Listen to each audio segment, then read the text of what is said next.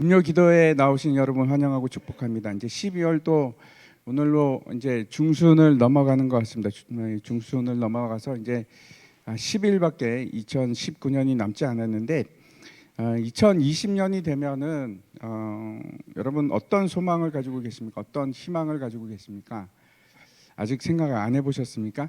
내년에는 이랬으면 좋겠다 하는 것이 하나님께서 나에게 이런 것들을 허락하시면 좋겠다 하는 것을 이제 가지고 계신 분도 계실 것이고 없으실 분도 계실 텐데, 오늘 밤에 이제 기도하실 때 그런 것들도 하나님께서 나에게 허락하시는 내년에 이루실 것들을 기도하면서 소망하면서 그렇게 함께 했으면 좋겠습니다.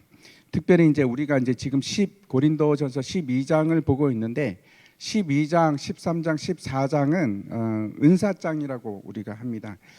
이제 특별히 이제 13장에는 믿음, 소망, 사랑 이 세 가지는 항상 있을 것인데 그 중에 제일은 사랑이라라고 하는 그 말씀이 들어 있는 곳인데, 거기가 우리가 뭐라고 하는지 아시죠? 우리가 이제 사랑장이라고 합니다. 여러분은 어떤 은사를 가지고 계십니까? 그런 거 한번 생각해 보신 적이 있으십니까? 진지하게 나는 이런 은사가 있는 것 같아.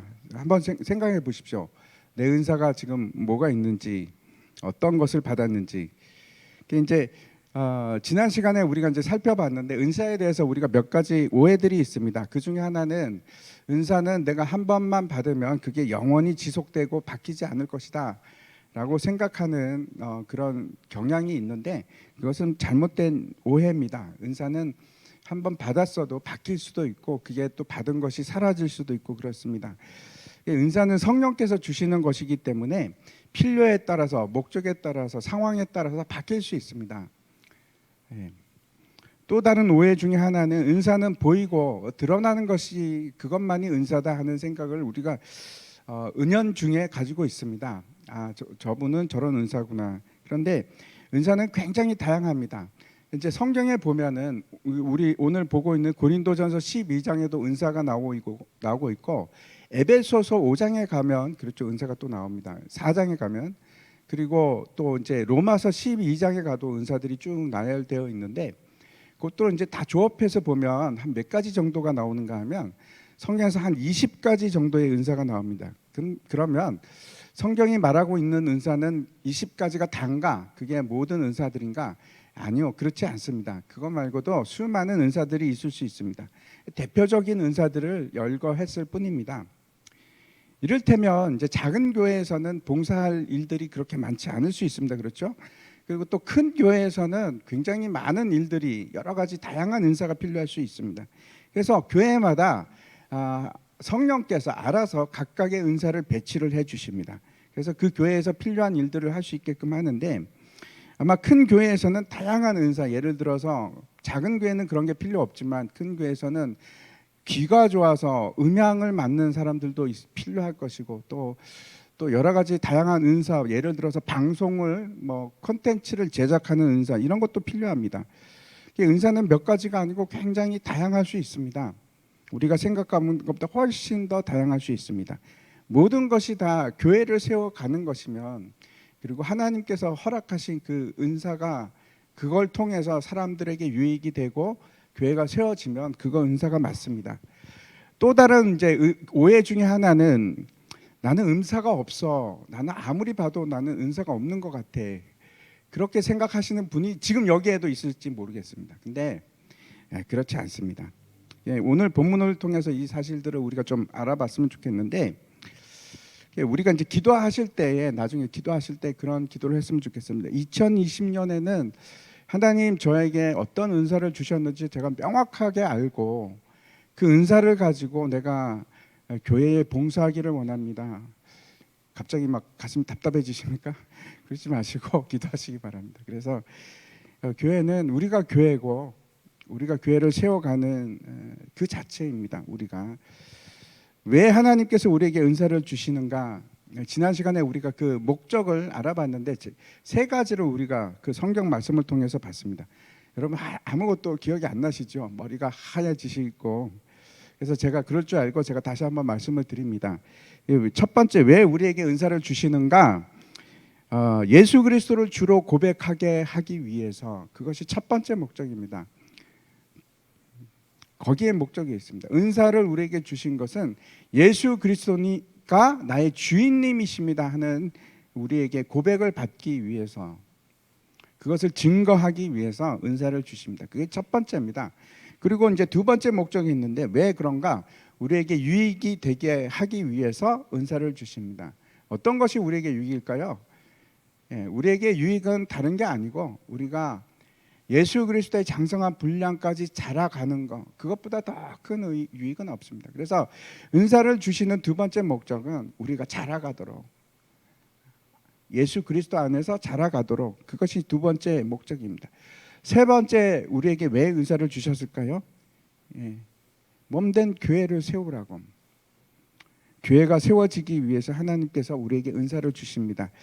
제가 이제 말씀드린 적이 있는지 모르겠는데, 제가 이제 중학교 때 저를 담당하시는 이제 목사님이 계셨습니다. 이제 그분이랑 이제 지금도 연락을 합니다. 은퇴를 하셨는데 뭐 참 성품이 좋으십니다. 좋으시고, 이제 제가 그 선교지로 나가기 전에 이제 그 목사님께서 이제 인사를 한번 드려야겠다. 그리고 찾아보니까 그때 이제 어디로 내려가 계셨는가 하면 저쪽 남쪽에, 남해 쪽에 내려가 계셨습니다. 그래서 가서 이제 찾아갔었는데, 찾아가니까 그 목사님이 이제 조용조용하시고 굉장히 이렇게 가르치는 은사가 계시는 분이셨습니다. 뭐 성령의 은사 이런 거는 완전히 담을 쌓고 그런 거 별로 안 좋아하시는 전형적인 장로교 목사님이셨는데, 찾아갔더니 저에게 이런 말을 하는 겁니다. 그 목사님께서 다른 목사님 두 분과 함께 이제 동사 목회를 하셨습니다. 근데 그게 잘 안 돼서 깨지고, 그래서 이제 나오셔서 이제 개척을 하신 겁니다.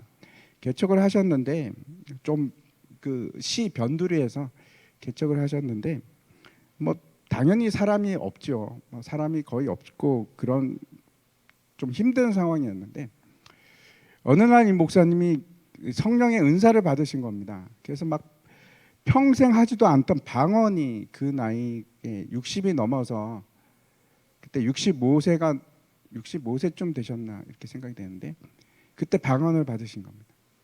방언을 받으시고 기도를 하고 안수를 막 하면 사람이 펑펑 뒤로 쓰러지고, 그런 거 보셨습니까? 실제로 이게 손만 갖다 대면 막 그 기도에 압도가 돼서 막 사람이 뒤로 막 넘어가고, 그런 일이 그 목사님 제일 싫어하던 일인데 그런 일이 일어난 겁니다. 그 목사님께.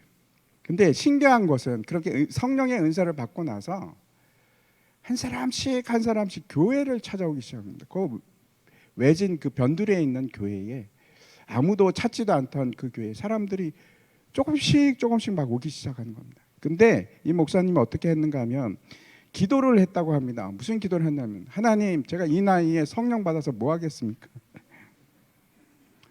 지금 방언 그 목사님이 그 성령의 은사를 받고 방언을 하는데 한 달 동안 하셨답니다. 한 달 동안 쉬지 않고 한 달 동안 길을 가나 잠을 자나 그렇게 했는데, 너무 힘들어서 그러셨는지 그 목사님께서, 하나님, 이 나이에 제가 성령 은사 받아서 뭐 하겠습니까? 거둬 주십시오 그랬답니다. 그때 하나님께서 거둬 주셨는데, 은사만 거둬 주신 것이 아니고 사람들도 거둬 가셨습니다. 그래갖고 한 사람씩 그 교회를 떠나서 나중에 문을 닫으셨습니다. 그 목사님께서. 그 얘기를 제가 이제 선교지 가기 전에 들었었습니다. 제가 이제 무슨 말씀을 그러면서 저한테 참 희한한 내가 경험을 했다 그러면서 그 말씀을 하시는 겁니다. 제가 이제 무슨 말씀을 드리는가 하면, 성령의 은사는 교회를 세우기 위한 것이 가장 큰 목적입니다. 오늘 본문으로 들어가서 12절과 13절을 한번 보도록 하겠습니다. 같이 읽도록 하겠습니다. 시작. 몸은 하나인데 많은 지체가 있고 몸에 지체가 많으나 한 몸인가 같이 그리스도도 그러하니라. 우리가 유대인이나 헬라인이나 종이나 자유자나 다 한 성령으로 세례를 받아 한 몸이 되었고 또 다 한 성령을 마시게 하셨느니라. 첫 번째 이제 사도 바울이 우리에게 강조하는 것이 뭔가 하면 뭐라고 합니까? 우리는 그리스도의 한 몸이다 이렇게 이제 선언을 하고 있고, 몸은 하나지만 그렇죠. 그 안에는 다양한 지체들이 있습니다. 손도 있고 발도 있고 코도 있고 입도 있고 귀도 있고 여러 가지 지체가 있습니다. 근데 그것만 지체입니까? 예, 그것만 지체입니까? 아니요. 그것 말고도 있습니다. 우리 속을 보면 위도 있고 심장도 있고 폐도 있고 여러 가지 장기들이 있습니다. 근데 그것들은 보이지 않습니다. 하지만 그것들도 우리 지체가 분명합니다. 보이지 않는다고 해서 중요하지 않은 것은 아닙니다. 그렇죠? 가장 우리에게 눈이 띄는 것이 눈이죠. 눈 같은 건 잘 보이지만 폐가 없으면 숨을 쉴 수도 없고 심장이 없으면 바로 죽지 않습니까? 위가 없으면 우리가 음식을 먹을 수도 없고 모두가 다 존재합니다. 모두가 다 존재하고 그것이 하나하나 제 기능을 할 때 우리가 살아갈 수가 있습니다. 13절에 어떻게 해서 우리가 한 몸이 되는가? 그런 각각의 지체가 우리가 어떻게 해서 지체가 되었을까? 우리가 어떻게 해서 예수 그리스도의 한 몸이 되었을까 하는 말을 하고 있는데 이렇게 합니다. 유대인이나 헬라인이나 또는 뭐 종이나 자유인이나 어떻게 되었다고요? 다 한 성령으로 세례를 받았다 그렇게 얘기합니다. 또 한 성령을 마시게 하셨기 때문이다 이렇게 얘기합니다. 우리가 어떻게 해서 그리스도의 몸이 되는가? 첫 번째 우리는 성령으로 한 성령으로 세례를 받았기 때문에 그렇고, 두 번째는 성령을 우리가 마시기 때문에 그렇다고 지금 얘기합니다. 여기서 이제 성령을 세례로 받았다는 것은 무슨 뜻일까요? 성령을 세례를 받았다는 것은 성령으로 우리가 거듭났다 하는 것을 얘기합니다. 우리가 거듭나지 않으면 이거는 단회적입니다. 그렇죠? 거듭났는데 다음번에 또 거듭나고 이러지 않습니다. 이거는 평생에 한 번만 일어나는 일입니다. 단회적입니다. 그런데 또 한 가지 우리가 이제 성령을 마셨다 이렇게 얘기합니다. 이제 성령으로 세례를 받아서 우리가 거듭난 사람이 되어서 새로운 피조물이 되는데, 그때 첫 번째 우리가 참된 그리스도의 몸이 되기 시작하고 그것으로 만족이 되지 않습니다. 우리가 성령으로 거듭나야지만 한 몸이 되는 겁니다. 만약에 거듭나지 않은 사람이 있으면 그분은 그리스도의 몸은 아닙니다. 여전히 그리스도의 몸은 아닙니다. 거듭나야지 성령으로 우리가 하나가 될 수 있습니다. 두 번째는 성령을 마셨다 이렇게 성령을 마시는 것으로 우리가 한 몸이 됐다 그러는데 이건 무슨 뜻일까요? 성령은 자주 성경에서 물로 또 기름으로 그렇게 표현이 됩니다. 이를테면 이제 요한복음 7장에 보면 이런 말씀이 있습니다. 제가 읽겠습니다. 명절 끝날 곧 큰 날에 예수께서 서서 외쳐 이르시되 누구든지 목마르거든 내게로 와서 마시라. 나를 믿는 자는 성경의 이름과 같이 그 배에서 생수의 강이 흘러나오리라 하시니, 이는 그를 믿는 자들이 받을 성령을 가리켜 말씀하신 것이라. 우리가 이제 성령으로 세례를 받고 거듭나면 이제 지체가 됩니다. 근데 지속적으로 그냥 거기서 끝나는 것이 아니고 지속적으로 성령으로부터 공급을 받지 않으면, 그렇지 않으면 우리는 어떻게 됩니까? 자랄 수도 없고 열매를 맺을 수도 없고 말라 비틀어지게 되는 겁니다.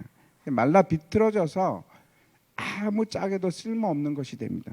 시편 1편에도 이렇게 얘기합니다.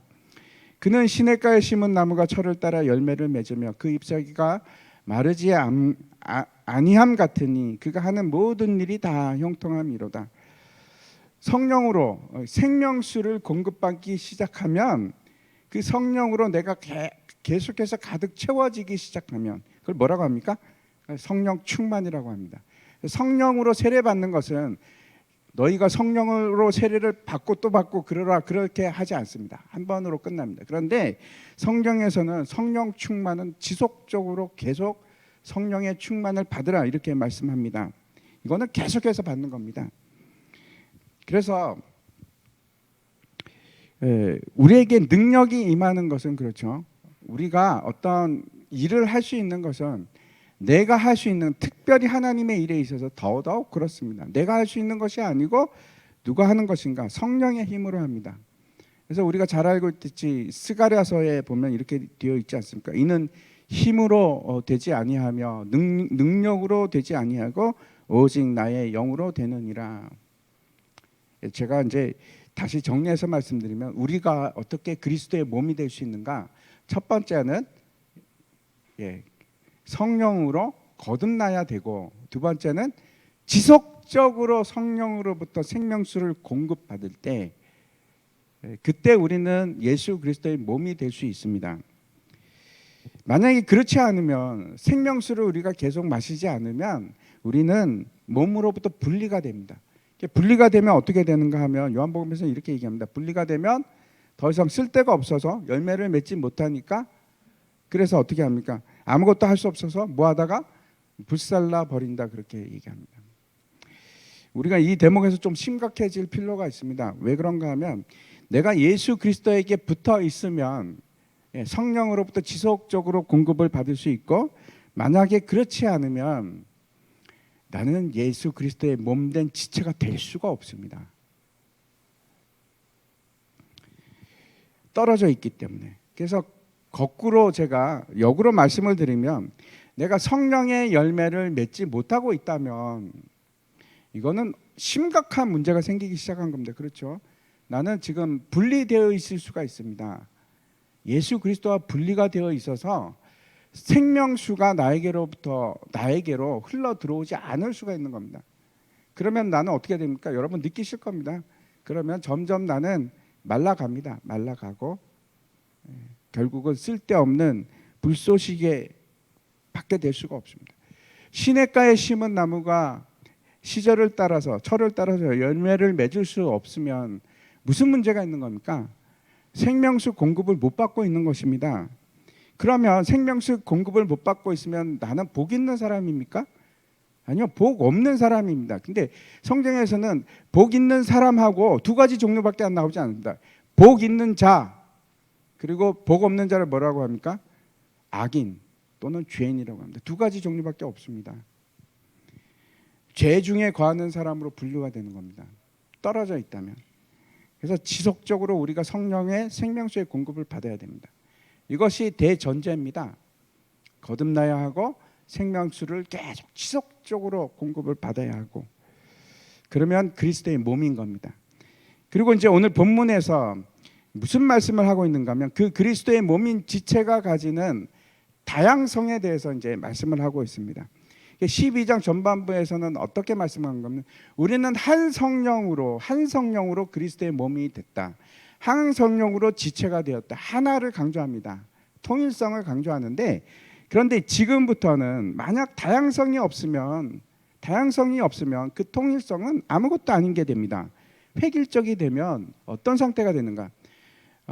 획일적이 되면은 좋을 것 같은데 좋지 않습니다.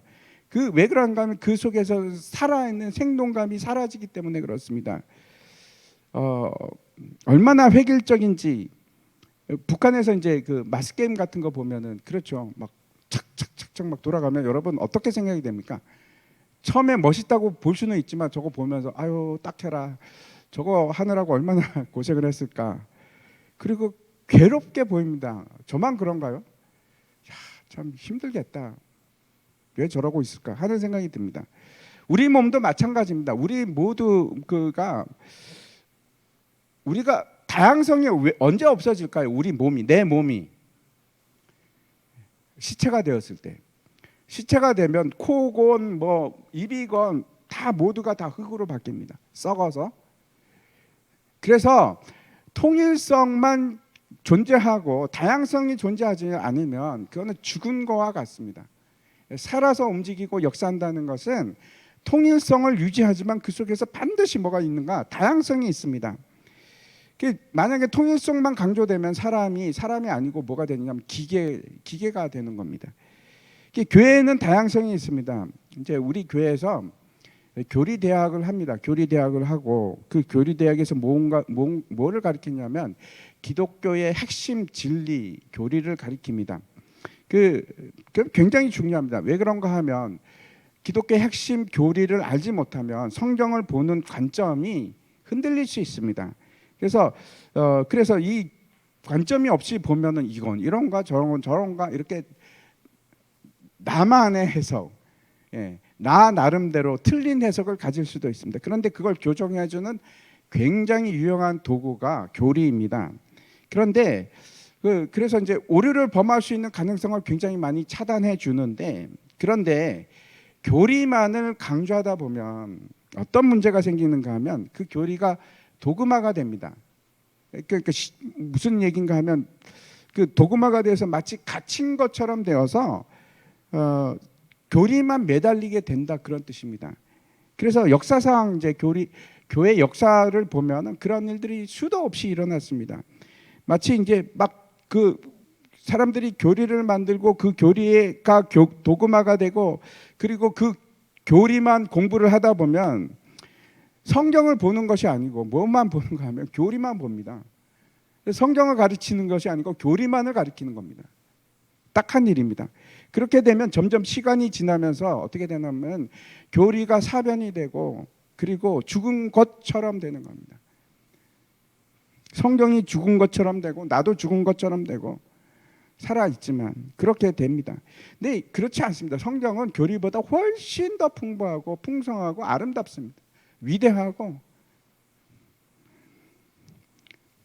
대단합니다. 여러분, 제가 이제 설교를 할 때 교리를 가지고 얘기하지 않지 않습니까? 성경을 가지고 얘기하지 않습니까? 근데 교리만 가지고 있는 것은 마치 어떤 것과 같은가 하면 성경에서 뼈만 추려내서 뼈만 가지고 있는 겁니다. 뼈만.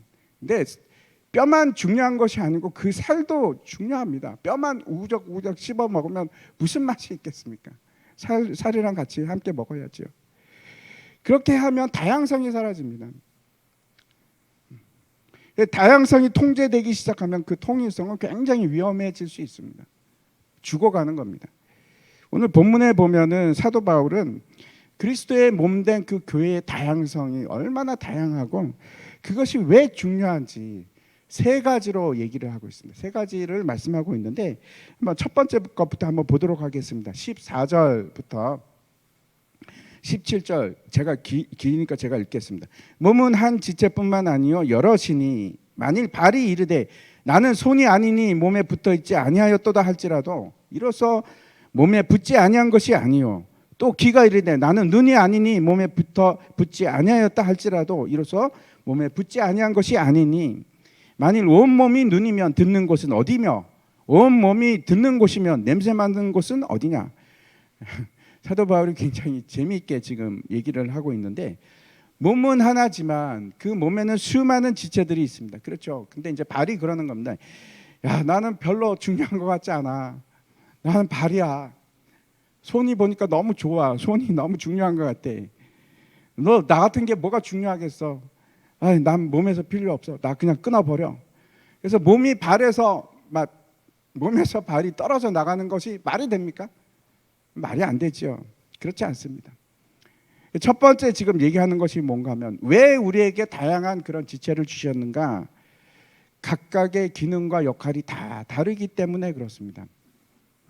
우리가 이제 생각하기 기관 중에 제일 중요한 거, 여러분 몸 중에서 뭐가 제일 중요하다고 생각하십니까? 사람들이 눈을 많이 중요하다고 생각합니다. 그 눈이 없어지면 큰일 같을 것 같고. 근데 굉장히 중요한 요소이긴 하지만 만약에 한번 생각해 보십시오.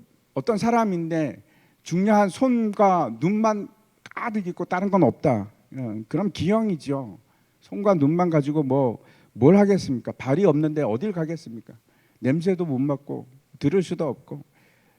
다양성이라는 것은 우열의 차이가 아닙니다. 절대 그런 것이 아니고 다른 겁니다. 예를 들어서 모든 사람이 설교만 하면 누가 듣습니까? 제가 이렇게 설교를 하는데 여러분은 무슨 은사를 가지고 계시냐면 듣는 은사를 가지고 계신 겁니다. 그래서 들어주시는 겁니다. 얼마나 감사한지 모르겠습니다. 듣는 사람이 있어야지 설교하는 사람이 있을 수가 있는 것입니다. 여러분 그런 생각 해보신 적 없으시죠? 듣는 은사, 야 나는 듣는 은사가 있구나. 지금 여러분은 듣는 은사가 계셔서 지금 앉아 계신 겁니다.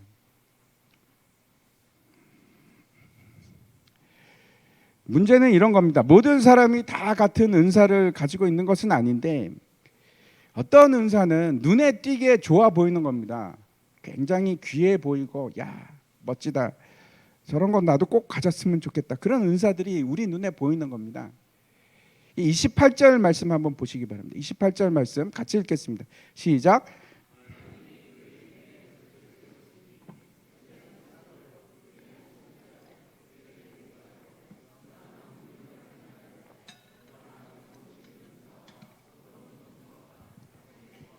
각종 방언을 말하는 것이다. 사도나 선지자, 교사 또는 능력을 행하는 자, 아니면 뭐 병 고치는 은사 같은 것은 몇몇만 세우셨습니다. 많이 세울 필요가 없어서 그렇습니다. 많이 세우면 굉장히 혼란스럽고 그럴 수 있지 않겠습니까? 그래서 사도 바울이 그럽니다. 아니 그러면 다 사도겠느냐? 아니 그러면 다 선지자겠느냐? 다 교사가 되면 도대체 어떻게 하겠다는 거냐? 그렇게 지금 고린도 교회 교인들에게 얘기합니다. 교사라는 것은 그렇죠. 가르치는 은사. 저 같은 사람이 이제 목사 같은 사람이 교사의 은사를 받은 사람입니다. 우리에게 그런 마음이 있습니다. 나에게 능력을 행하는 은사가 있으면 얼마나 좋을까? 나에게 병 고치는 은사가 있으면 얼마나 좋을까? 좋을까요? 예? 좋을 것 같습니까?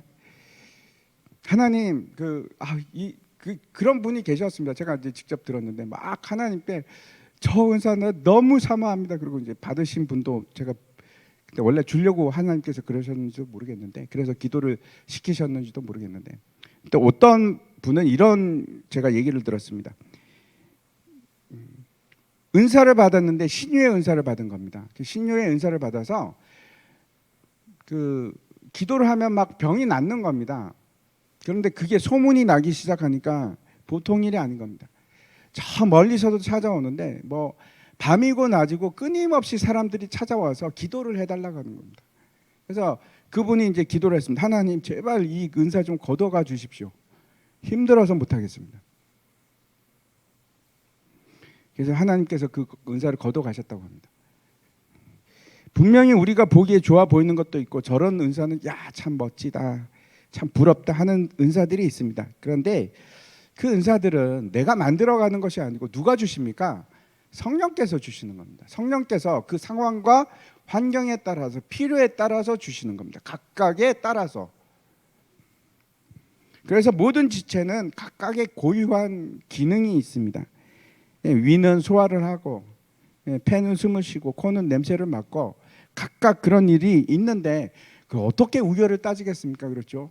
이럴 수는 있을 것 같습니다. 왼쪽 콧구멍과 오른쪽 콧구멍이 우열을 따질 수 있을지 모르겠는데 코와 눈을 우열을 따질 수는 없습니다.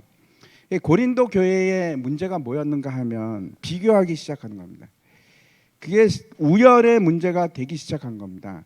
아, 나는 저 사람보다 낫지 뭐. 내가 그래도 센 은사를 받았는데 그런 겁니다. 그래서 내가 더 높다고 생각하고 그렇지 못하면 나는 낫다고 생각하는 겁니다. 제가 목사의 은사를 받았다고 해서 여러분보다 낫습니까? 아니요, 전혀 그렇지 않습니다.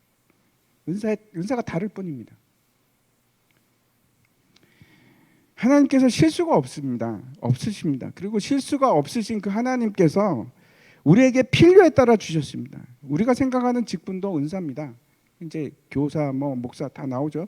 에베소 4장에 그렇게 나오지 않습니까? 예를 들어 돈에 관한 것도 마찬가지입니다. 하나님께서 어떤 사람에게는 큰 돈을 관리할 수 있는, 그래서 그런 은사를 주시고 그래서 돈을 벌 수 있는 그런 능력도 주십니다. 다 그런 거 주는 거 아닙니다. 어떤 사람에게는 돈을 관리할 수 있는 그런 청지기의 능력과 은사를 주시기도 하고, 또 어떤 사람들은 이를테면 노래하는 은사를 주십니다. 노래하는 은사를 받아야 되는 사람이 하나님 이거 말고 나 돈 버는 은사 주십시오. 다 그렇게 받을 수가 없습니다. 어떤 사람은 관리하는 은사를 주시기도 하고, 어떤 사람은 일하는 그냥 아주 허들의 일같이 보이는 그런 것을 하도록 은사를 주실 수도 있습니다. 그걸 우리가 뭐라고 합니까? 소명이라고 하는데, 소명은 하나님께서 주시는 겁니다. 내가 원해서 받은 것이 아니고 그래서 은사입니다. 하나님께서 우리에게 주신 것이기 때문에. 그런데 문제는 우리는 그런 은사를 주실 마음도 없을 때, 하나님께서 그런 거 주실 마음도 없는데 하나님 돈 벌게 해주십시오. 그 은사를 나에게 주십시오. 그러면 제가 하나님께 충성하겠습니다. 충성은 하나님께 그런 거하고 상관없이 그냥 하나님께는 충성하는 겁니다. 내가 어떤 자리에 있건, 내가 주부면 주부로 충성하고, 내가 교사면 교사로 충성하고, 내가 있는 자리에서 최선을 다해서 하나님께 충성하는 것이지 조건이 없습니다. 조건을 걸고 하는 것이 아닙니다. 몇 년 전에 재정 강의가 그렇죠. 우리나라에 그냥 열풍처럼 막 했었는데, 그때 이제 제가 그 강의를 들으면서 답답한 게 어떤 거였는가 하면, 모두가 거부가 되는 거 절대 아닙니다. 누구나 다 거부가 되는 게 아니고, 돈을 벌 수 있는 능력을 하나님께서 다 주시는 게 아닙니다. 주시는 사람이 있습니다. 주시는 사람. 모두가 다 요셉이 되는 게 아닙니다. 근데 우리는 굳이 요셉을 하려고 그러는 거죠.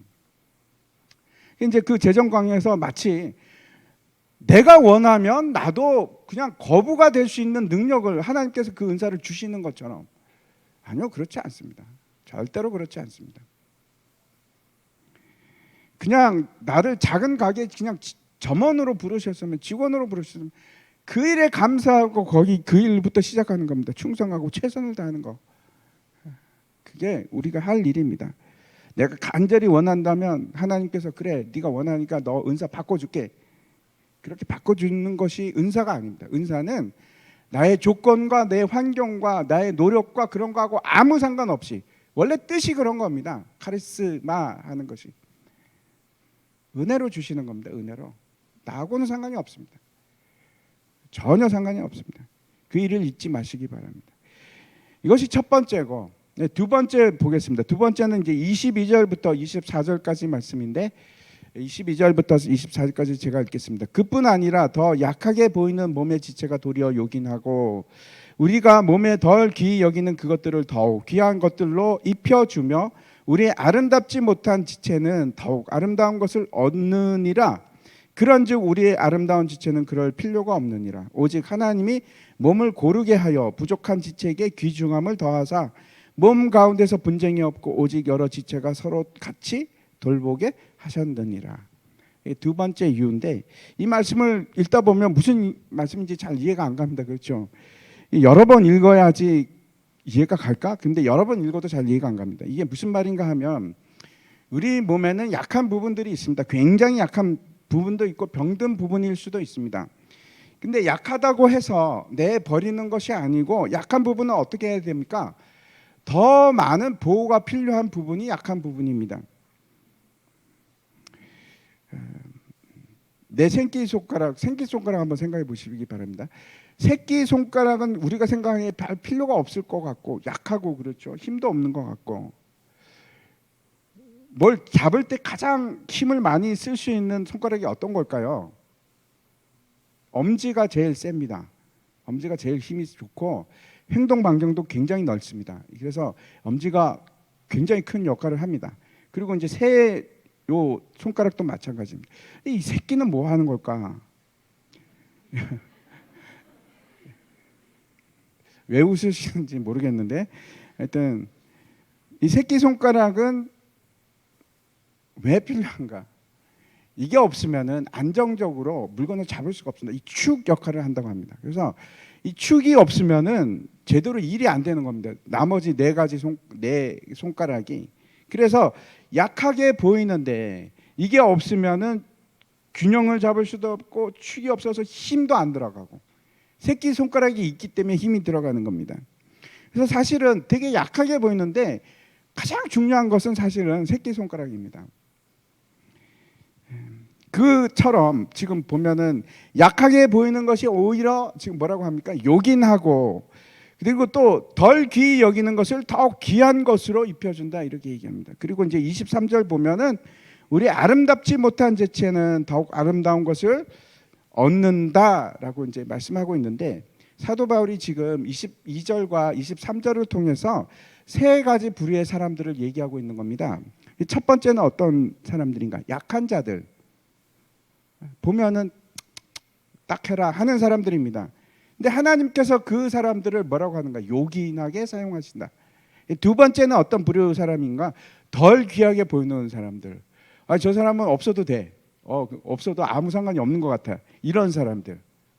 그런데 그 사람들을 하나님께서 어떻게 하신다고요? 더 귀하게 여기시고. 그리고 세 번째 어떤 사람들입니까? 아름답지 못한 지체들. 우리 중에도 있습니다. 우리가 이제 생각할 때, 야, 참 아름답지 못하구나. 그런 사람들을 어떻게 하시냐면 하나님께서 더 아름답게 채워주신다 이렇게 말씀하고 있습니다. 더 아름답게 채워주고 풍성하게 하시겠다 그런 뜻입니다. 그래서 우리가 이런 사람들이 있습니다. 무시하는 사람이 있고 나한테 내가 해준 것도 없는데 괜히 옆에 있으면 불편할 것 같은 사람. 저 사람도 꼭 우리 교회에 있어야 하나? 안 나오면 안 되나? 없는 게 더 나을 것 같은데. 저 사람이 있으니까 내가 괜히 피곤한 것 같아. 저 사람은 아무 짝에도 쓸모 없는 것 같아. 별로 중요한 것 같지 않아. 일을 좀 잘하면 좋은데 왜 저런 사람이 저 사람 그래서 나 별로 가까이 하고 싶지 않아. 내가 같이 있으면 손해 날 것 같아. 그런 사람들을 하나님께서 요긴하게 사용하시고 그런 사람들을 더 귀히 여기시고 그런 사람들을 더 아름답게 풍족하게 채워주실 것이다. 그렇게 얘기하십니다. 이게 무슨 얘기일까요? 혹시 여러분 마음에도 그런 분들이 지금 머릿속에 지나가십니까? 하나님께서 그런 분들을 훨씬 더 아끼신답니다. 약한 사람들. 우리가 부모라도 그렇지 않습니까? 누굴 더 보호해주고 싶으십니까? 약한 자들 아닙니까? 약한 자녀 아닙니까? 지금 이러는 겁니다. 은사가 있다고 또 능력이 있다고 해서 그 고린도 교회 교인들이 네가 정말 하나님께서 그러신 겁니다. 네가 정말 아끼고 사랑해주고 보호해주고 더 아름답게 만들어야 가야 할 사람들은 저 사람들이요. 네가 무시하는 사람. 그래 맞아. 바로 네가 지금 무시하고 깔보는 사람. 나는 그 사람한테 지금 마음이 있어. 하나님께서 그러시는 겁니다. 너는 그냥 있어도 괜찮잖아. 아무짝에도 쓸데없이 보이는 그 사람을 알고 보니까 하나님께서 그렇게 아끼는 사람이다. 그렇게 말씀하고 있습니다. 우리가 예수를 믿음에도 불구하고 그렇게 이기적입니다. 저도 똑같습니다. 근데 지금 성경이 뭐라고 하시는가? 그러지 말라는 겁니다. 그러지 말라. 네만 잘났냐? 저 약해 보이는 사람, 저 사람을 내가 사랑한다. 내가 보호해주고 싶은 사람은 바로 저 사람이야. 하나님께서 지금 그러시는 겁니다. 그래서 이런 말씀을 하시는 겁니다. 지금 네가 좀 신경을 써주면 안 되겠니? 저 연약하게 보이는 사람을 네가 좀 도와주면 안 되겠니? 그러면서 26절에 이렇게 얘기합니다. 같이 한번 읽겠습니다. 같이 읽겠습니다. 만일 한 지체가 고통을 받으면 모든 지체가 함께 고통을 받고 한 지체가 영광을 얻으면 모든 지체가 함께 즐거워하느니라. 정말 우리가 한 성령으로 세례를 받고 한 성령을 마시고 있다면 우리는 한 몸입니다. 그래서 손이 아파하면 나도 아프고. 저는 보지 않았는데 한때 유명했던 그 드라마 여러분 기억하십니까?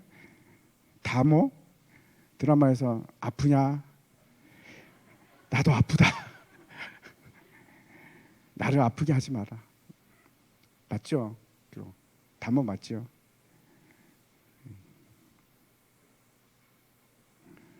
두 번째, 하나님께서 왜 우리에게 그런 성령을 다양하게 우리에게 은사를 주시는가? 연약한 자를 돕게 하기 위해서 주십니다. 교회는 연결되어서 같이 자라가는 겁니다.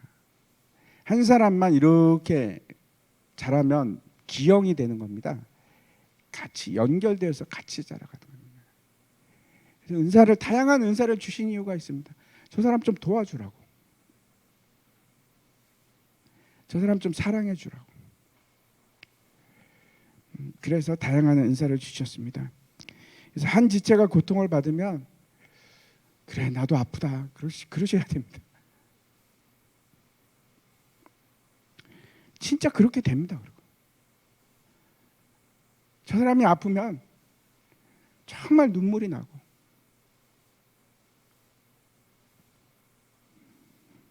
그게 여러분 속에서 우리 속에서 그런 마음이 일어나기 시작할 때 그때 진짜로 우리가 하나가 되는 겁니다. 한 지체가 영광을 받으면 나도 너무 시기하는 거죠. 야 나도 할 줄 알아 그러는 게 아니고 진짜 함께 기뻐하고 냉소적이 되는 것이 아니고 슬퍼하면 같이 슬퍼하고 눈물을 흘리고 그게 교회입니다.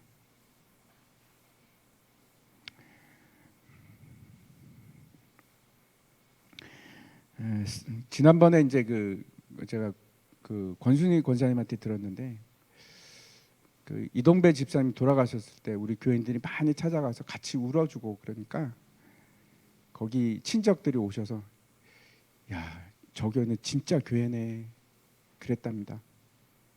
그게 진짜 교회입니다. 세 번째, 왜 하나님께서 우리에게 다양한 은사를 주셨는지 보도록 하겠습니다. 12장 28절부터 30절까지의 말씀인데 같이 한번 읽겠습니다. 시작. 하나님이 교회 중에 몇을 세우셨으니 첫째는 사도요, 둘째는 선지자요, 셋째는 교사요, 그 다음은 능력을 행하는 자요, 그 다음은 병 고치는 은사와 서로 돕는 것과 다스리는 것과 각종 방언을 말하는 것이라. 다 사도이겠느냐? 다 선지자이겠느냐? 다 교사이겠느냐? 다 능력을 행하는 자이겠느냐?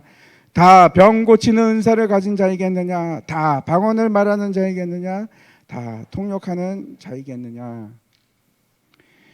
모두가 다 똑같이 한 가지 직분만을 가진다면, 한 가지 은사만 가진다고 한다면 될 일이 없습니다. 그렇지 않습니까? 결국 하나님께서 우리에게 각각 다양한 직분과 다양한 은사를 주신 것은 왜 그랬을까요? 교회를 세우기 위해서, 하나님의 그 선하신 뜻을 이루기 위해서 그런 것입니다. 하나님의 뜻이 무엇입니까? 구원입니다. 구원. 교회를 통해서 우리를 구원하시기를 원하시고, 그래서 우리에게 은사를 주셨습니다. 우리에게 목적지가 있습니다. 그렇죠? 목적지를 향해서 가야 되는데, 그래서 예를 들어 배를 말씀드리면은 배가 항해를 해서 가기 위해서는 선장이 필요합니다. 선장이 필요하고 항해사가 필요하고 기관사가 1등 기관사, 2등 기관사, 3등 기관사가 필요하고 그런 사람만 필요합니까? 밥 하는 사람도 필요하고 그다음에 데크 청소하는 사람도 있고 그래야지 뭐 배가 깨끗해질 거 아니겠습니까? 모두가 다 선장이면 어떻게 가겠습니까? 그렇죠? 모두가 다 항해사면 배가 제대로 가겠습니까? 그럴 수가 없습니다. 그래서 다른 일들을 감당해야 됩니다. 다른 일들을 감당하게 하고 성령께서 그 일을 너무나 기가 막히게 분배를 하십니다. 성령님이니까. 우리는 못합니다. 우리는 할 수 없지만 성령님께서 기가 막히게 그것을 각각에게 아름답고 좋은 은사를 주시고 그 일을 해서 우리를 봉사케 하고 교회를 세워가게끔 하는 것입니다. 목적이 있습니다. 왜? 구원을 이루기 위해서.